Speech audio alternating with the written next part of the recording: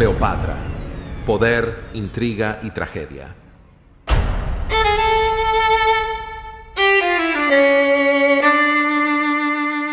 Egipto fue uno de los imperios más poderosos y destacados, conocido por su riqueza y cultura. Los antiguos egipcios eran hábiles arquitectos, ingenieros y artistas, creando monumentos impresionantes que se destacaron en el mundo antiguo.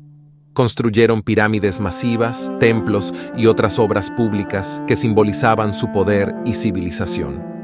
La cultura sofisticada y la economía de los antiguos egipcios se basaban en gran medida en el fértil valle del Nilo, que fluía por el corazón del país. En el centro de este imperio estaba Cleopatra, nacida en Alejandría y de origen macedonio. Reina carismática e inteligente que ascendió al trono a los 18 años tras la muerte de su padre, Ptolomeo XII, en el año 51 a.C. Conocida por su patrocinio de las artes, su corte albergaba a muchos de los artistas, escritores y eruditos más destacados de la época. Cleopatra misma era una estudiosa y poetisa, fluente en varios idiomas, incluyendo griego, egipcio y latín. Gobernaba Egipto conjuntamente con su hermano menor, Ptolomeo XIII, quien también era su esposo, algo común en la cultura egipcia. Sin embargo, su relación estaba llena de tensiones desde el principio.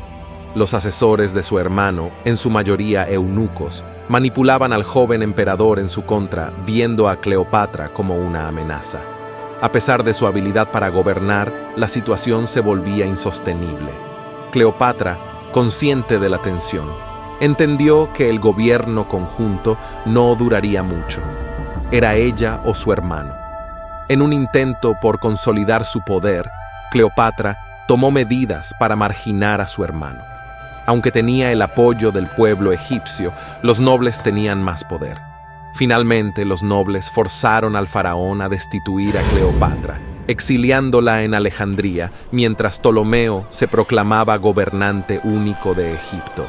Diferentes teorías explican por qué Ptolomeo no ejecutó a Cleopatra, optando en cambio por exiliarla. Una posibilidad es que dudara en tomar una acción tan extrema contra su propia hermana, ya que podría haber sido percibido como una violación de los valores egipcios tradicionales. La historia toma un giro inesperado en el 48 a.C. Cleopatra regresa a Egipto con un ejército para reclamar su lugar legítimo en el trono.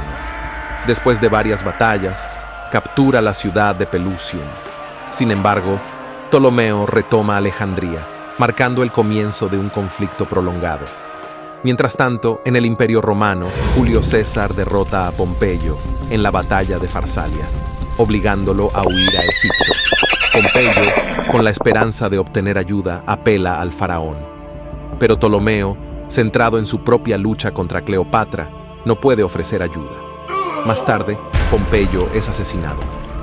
Cuando César llega a Egipto y Ptolomeo le presenta la cabeza de Pompeyo como un regalo, César se indigna y se niega a ayudar al faraón.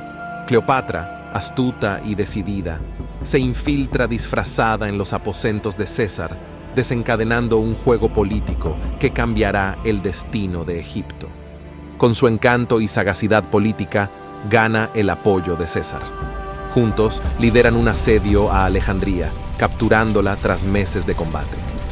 Durante el asedio, Ptolomeo muere en la batalla, posiblemente ahogado en el río Nilo.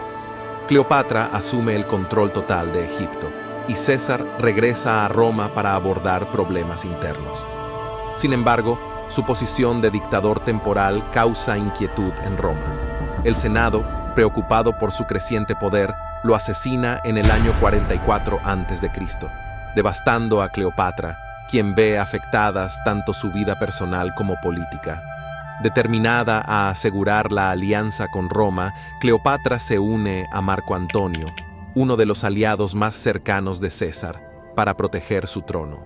A pesar de las desconfianzas en Roma por la relación de Marco Antonio con Cleopatra, ambos se enamoran apasionadamente. La relación se vuelve un juego político y personal. En el 31 a.C., Octavio, más tarde conocido como Augusto, el hijo adoptivo de César, declara la guerra a Marco Antonio y Cleopatra. En la batalla de Accio, la flota superior de Octavio prevalece, marcando el fin de la alianza entre Cleopatra y Marco Antonio.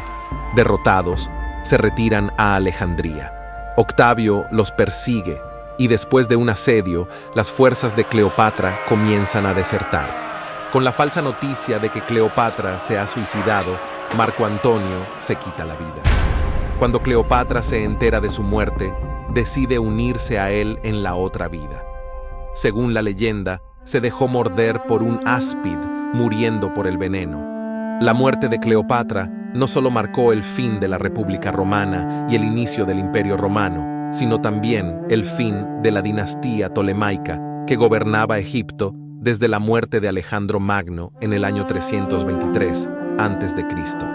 Su legado la convirtió en un símbolo de poder femenino e independencia, inspirando a través de los siglos en diversas formas de arte, literatura y cultura popular. Y así concluye nuestro fascinante viaje a través de la vida de Cleopatra, una figura que dejó una huella imborrable en la historia. Si disfrutaste explorando el intrigante mundo del antiguo Egipto y descubriendo los momentos clave de esta reina tan enigmática, asegúrate de dejar tu like y suscribirte para más contenido histórico. No te pierdas las próximas entregas que explorarán otros aspectos fascinantes de nuestro pasado. Hasta la próxima.